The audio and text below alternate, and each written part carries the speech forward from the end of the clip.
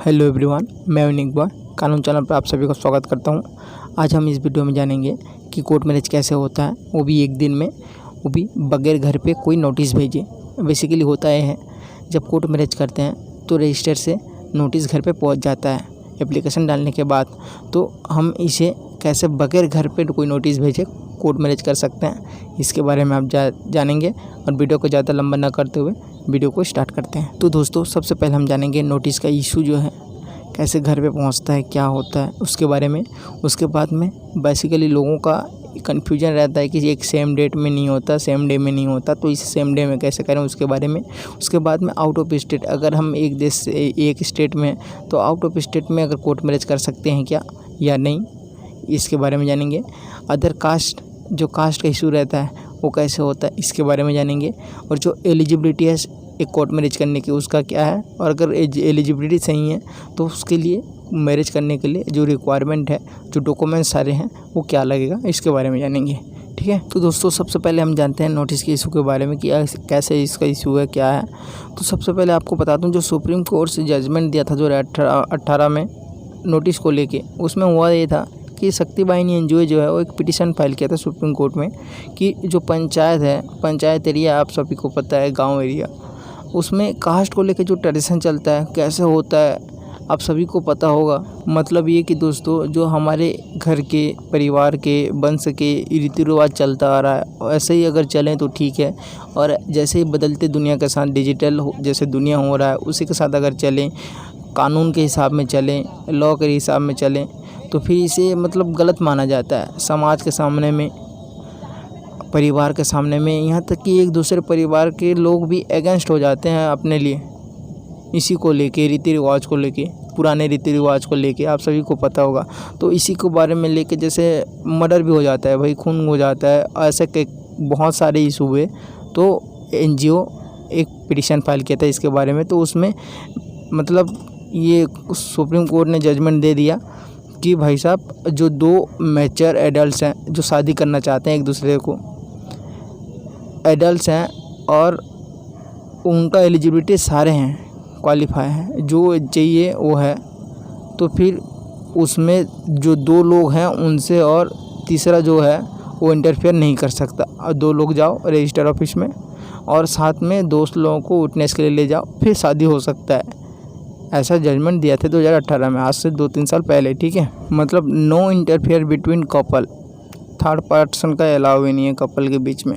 ठीक है, और नोटिस घर पे जो पहुंचता था पहले, तो फिर थर्ड पार्टी क्या, सारे घर के आ जाते थे, अगेंस्ट हो जाते थे, इसीलिए कोई इंटरफेयर नहीं करेगा, नोटिस नहीं जाएगा।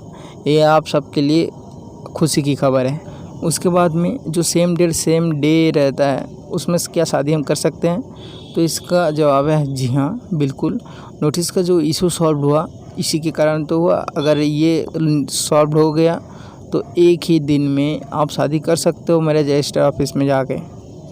बट उसके लिए एलिजिबिलिटी डॉक्यूमेंट्स जो रिक्वायरमेंट है वो मैं आपको बताता हूँ। ठीक है, और जो आउट ऑफ स्टेट का प्रॉब्लम है, जी हाँ दोस्तों, आप कहीं पे भी ऑल ओवर इंडिया कहीं पे भी जाके आप शादी कर सकते हो, मैरिज कोर्ट मैरिज कर सकते हो। ठीक है, और जो अदर कास्ट है, भाई अदर कास्ट के लिए ही तो लव मैरिज होता है, कोर्ट मैरिज किया गया है। अदर कास्ट के लिए ही तो यही कानूनन मतलब एक नियम निकाला गया है कि ऐसा शादी हो सकता है, क्योंकि इसी को लेके तो दिक्कत होती है कास्ट को लेकर। अगर कास्ट ही सेम होता तो घर वाले नहीं कर देते।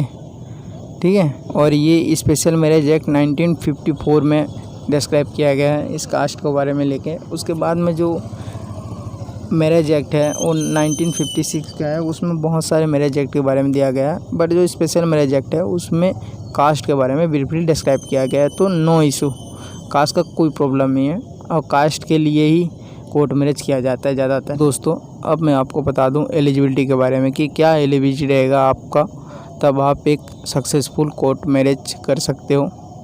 ठीक है, तो सबसे पहले आता है एज।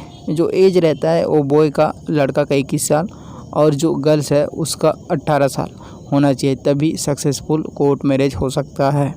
और दोनों का साउंड माइंड रहना चाहिए, यानी कि मानसिक हालत, मानसिक स्थिति सही रहना चाहिए, मेंटल नहीं होना चाहिए। उसके बाद में कंसेंट ऑफ बोथ, यानी कि दोनों की सहमति से एक सक्सेसफुल कोर्ट मैरिज हो सकती है।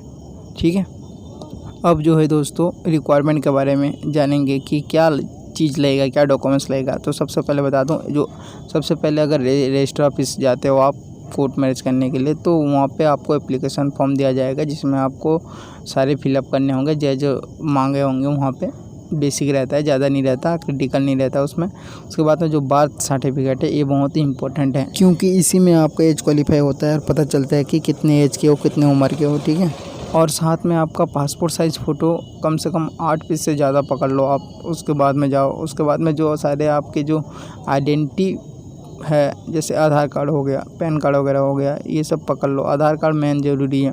उसके बाद में रेसिडेंटियल प्रूफ, जहाँ पे आप रहते हो, करेंट हो या मेन हो। हम मेन ज़्यादातर रखता है, मतलब पहले से जहाँ बसे हो वहाँ पे। उसके बाद में जो विटनेस रहता है वो आप 2 विटनेस ले सकते हो, लड़का की तरफ से, लड़की की तरफ से, और 2 से भी ज़्यादा हो सकता है, बट 2 से कम नहीं, 2 विटनेस लगता ही लगता है। ठीक है, तो दोस्तों ये तो हो गया आपका एलिजिबिलिटी और रिक्वायरमेंट को लेके कोर्ट मैरिज के बारे में।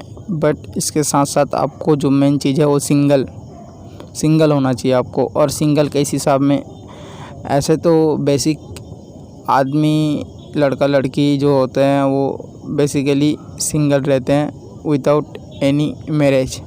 बट मैरिज होने के बाद में भी लोग सिंगल होते हैं। वो कैसे होते हैं, अगर कोई मैरिज हो गया कपल्स, हस्बैंड और वाइफ, तो हस्बैंड अगर छोड़ देता है वाइफ को, तलाक हो जाता है और डिवोर्स डिग्री अगर मिल जाता है तो फिर वो सिंगल कहलाएंगे।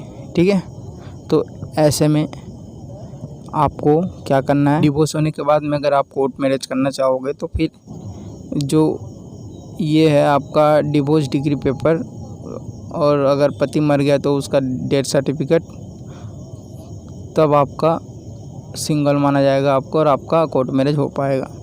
और सभी के लिए जो कोर्ट मैरिज करते हैं उनको, लड़की को, ज़्यादातर लड़की को ओथ पेपर दिया जाता है, यानी कि वो शपथ लेते हैं और वहाँ पे बोलते हैं, चाहे वो हिंदू हो या मुस्लिम हो, वो शपथ लेते हैं कि हम अपने सहमति से इनको पति मानते हैं और इनको पत्नी स्वीकार करते हैं, ये सब बोलते हैं। और वो लड़का लड़की अगर दोनों की सहमति से चाहे तो हिंदू ट्रेडिशन में भी शादी हो सकती है और मुस्लिम ट्रेडिशन में भी शादी हो सकती है। वो जैसे दोनों चाहे उनके सहमति से वैसे शादी हो सकती है कोर्ट मैरिज में, कोर्ट रजिस्टर ऑफिस में।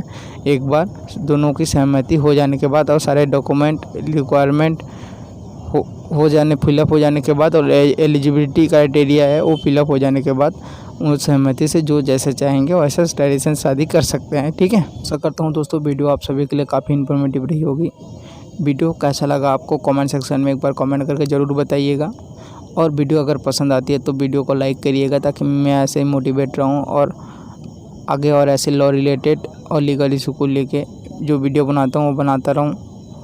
और ऐसे ही लॉ रिलेटेड वीडियो देखने के लिए हमारे कानून चैनल को सब्सक्राइब करें और लाइक करें और बेल नोटिफिकेशन को प्रेस करें ताकि मैं जब वीडियो डालूँ आपके पास पहुंच जाए और आप आसानी से देख पाओ। तो चलिए दोस्तों नेक्स्ट वीडियो में मिलते हैं। धन्यवाद, जय हिंद।